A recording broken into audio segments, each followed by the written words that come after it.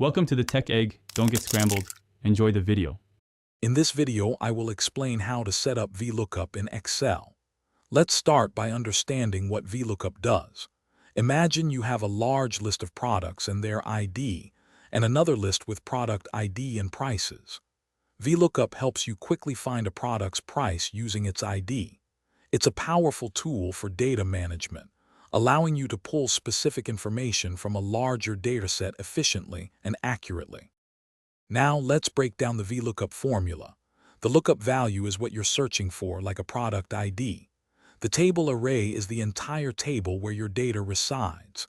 The col index num tells Excel which column to pull the result from, counting from the left. Finally, range lookup is crucial.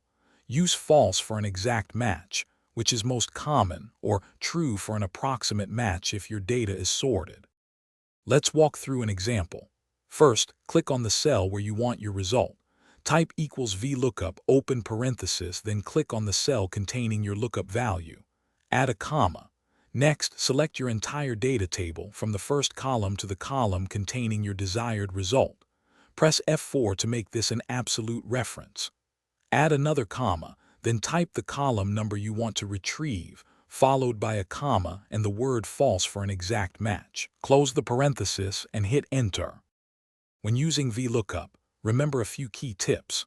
Your lookup value must always be in the very first column of your selected table array, or it won't work. Also, when you copy your formula, make sure your table array is an absolute reference using dollar signs, like $1. If you're on a newer version of Excel, you might find XLOOKUP even more versatile. For more great deals and to grab some little trees black ice, check out the links in the description below. Happy spreadsheeting! Thanks for watching. Consider subscribing if I helped unscramble your problems.